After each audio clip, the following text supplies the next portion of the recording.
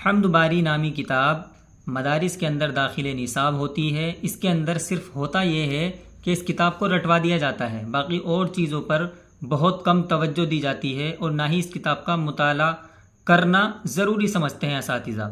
عام طور پر اس کتاب کے متعلق بس ایسے ہی بچوں کو رٹوا دیا، اور زیادہ ہی ہوا تو بس پوچھ لیا جاتا ہے یہ کون سی زبان کا لفظ ہے، یہ کون سی زبان کا لفظ ہے، یعنی یہ کون سی زبان کا لفظ ہے، عربی کا ہے، فارسی کا ہے، ہندی کا ہے۔ اس کے علاوہ زیادہ چیزوں پر توجہ نہیں دی جاتی۔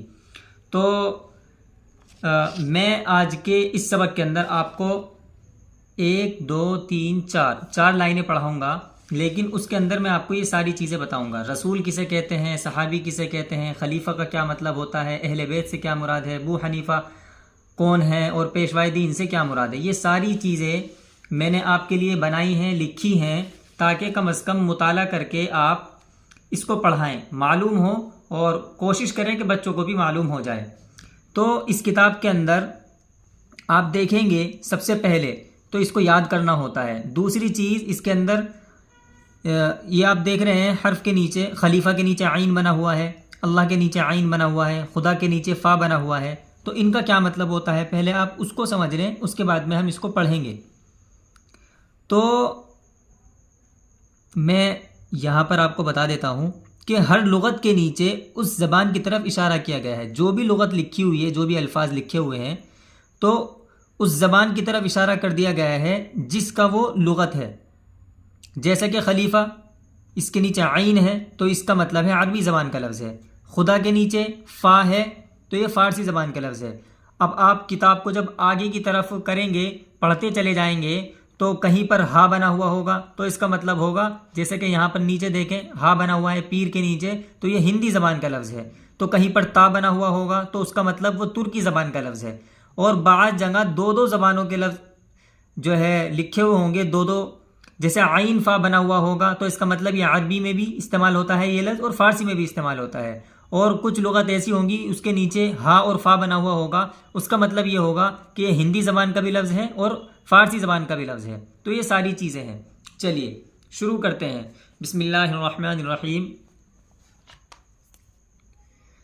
حمد باری لکھ کے اور نعت رسول، جو لکھے بے دل کرو دل سے قبول، ہے خدا اللہ پیغمبر رسول، ہے صحابی جس کو ہو صحبت حصول، ہے خلیفہ نائب اور قائم مقام، اہل بیت اور آل ہے کنبہ تمام۔ کنبہ اور کنبہ دونوں طریقے سے اس کو پڑھ سکتے ہیں۔ پیشوائے دین کو جانو امام، بو حنیفہ جیسے ہیں عالی مقام۔ یہ پہلے تو بغیر دیکھے آپ کو یاد کروانا ہے، پھر طلبہ سے کہنا ہے کہ یہ تو آپ نے یاد کر لیا، اب ہم آپ سے کتاب کو بند کر کے پوچھیں گے خلیفہ کون سی زبان کا لفظ ہے، نائب کون سی زبان کا لفظ ہے، قائم مقام کون سی زبان کا لفظ ہے، تو ان کو بتانا ہے۔ خدا کون سی زبان کا لفظ ہے تو کہیں گے فارسی زبان کا لفظ ہے۔ یہ بغیر دیکھے یاد کرنا ہے۔ ان کو معلوم ہونا چاہیے کہ کون سی زبان میں کون سا حرف استعمال کیا گیا ہے۔ خدا فارسی میں آتا ہے، اللہ عربی میں آتا ہے، رسول عربی زبان کا لفظ ہے، صحابی عربی زبان کا لفظ ہے۔ یہ معلوم ہونا چاہیے۔ تو اس کتاب کا مقصد ہی یہی ہے کہ طلبہ کو مولویت کے اندر یہ جو اور کتابیں پڑھائی جائیں گی یا جا رہی ہیں تو ان میں معلوم ہو جائے کہ کون سا عربی زبان کا لفظ ہے اور کون سا فارسی زبان کا لفظ ہے۔ اور اس کتاب کو بغیر دیکھے اس لیے بھی پڑھایا جاتا ہے تاکہ جو ان کی عادت ہے وہ بنی رہے، ٹھیک ہے نا، ان کی عادت بنی رہے کتابوں کو بغیر دیکھے یاد کرنے کی، اس لیے بھی اس کو بغیر دیکھے یاد کیا جاتا ہے۔ اور خاص طور سے دوسری وجہ میں نے آپ کو بتا دی۔ اب دیکھیں ایک لفظ آیا ہے اس کے اندر رسول، تو رسول کسے کہتے ہیں؟ تو سارے الفاظ میں نے یہاں پر لکھے ہوئے ہیں، اور بسم اللہ الرحمن الرحیم میں نے لکھا، اس کے بعد میں پہلی فصل اور رسول۔ اب رسول کسے کہتے ہیں دیکھیں، رسول کسے کہتے ہیں؟ رسول اللہ تعالیٰ اپنے بندوں تک احکام پہنچانے کے لیے جس کو بھیجتا تھا اس کو رسول کہتے ہیں۔ اور میں نے آگے کیا لکھا ہے؟ رسول کی جمع کیا آتی ہے؟ رسل آتی ہے، ٹھیک ہے۔ اس کے بعد آیا ہے صحابی۔ صحابی کس کو کہتے ہیں؟ جس کو صحبت حصول ہو، یعنی جس کو اللہ کے نبی کی صحبت ہو، اس کو صحابی کہتے ہیں۔ لیکن میں نے کیا لکھا ہوا ہے یہاں پر دیکھیں، صحابی جس نے نبی، صاد لام عین میم کا مطلب ہے شارٹ فارم میں صلی اللہ علیہ وسلم، جس نے نبی صلی اللہ علیہ وسلم کو ایمان کی حالت میں دیکھا ہو، ایمان پر ہی وفات پائی ہو۔ آگے کیا لکھا ہے؟ صحابی کی جمع اصحاب آتی ہے، ٹھیک ہے۔ اب نیچے اور آگے چلیں گے، یہاں پر لکھا ہوا ہے خلیفہ۔ خلیفہ کسے کہتے ہیں؟ دیکھیں، عام طور پر پتہ نہیں ہوتا تو ہے خلیفہ نائب اور قائم مقام، نائب کو خلیفہ کہتے ہیں یا قائم مقام کو خلیفہ کہتے ہیں۔ کیا مطلب؟ خلیفہ کا مطلب ہی نہیں پتا، تو دیکھیں یہاں پر خلیفہ کسے کہتے ہیں۔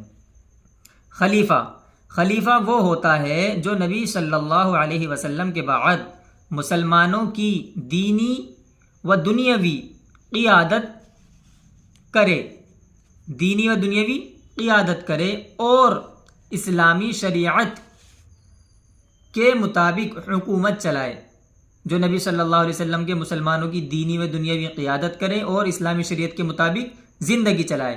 اب خلیفہ کی جمع خلفاء آتی ہے، ایک لفظ اور آیا ہے نائب، نائب کی جمع نواب آتی ہے۔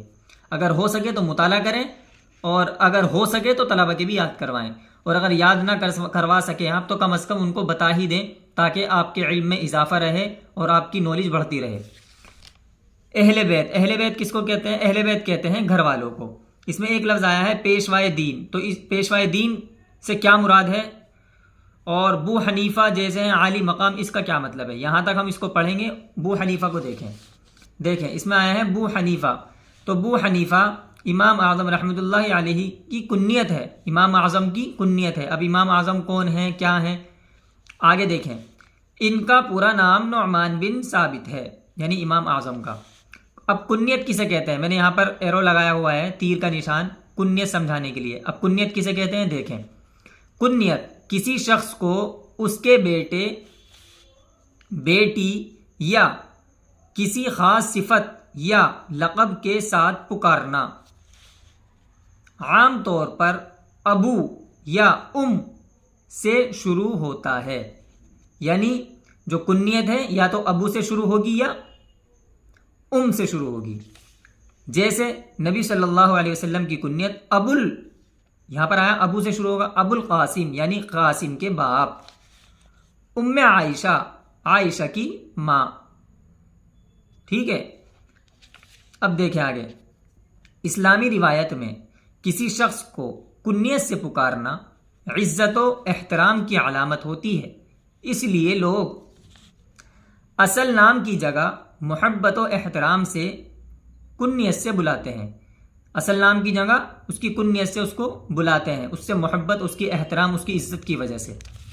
اب یہاں پر ایک لفظ آیا تھا پیشوائے دین، تو پیشوائے دین کسے کہتے ہیں؟ دیکھیں، پیشوائے دین سے مراد وہ شخص جو دین کی سمجھ، علم و عمل میں دوسروں کے لیے رہنما بن جائے، یعنی لوگ دینی مسائل، عبادات، معاملات اور شریعت میں ان کی پیروی کریں، ٹھیک ہے۔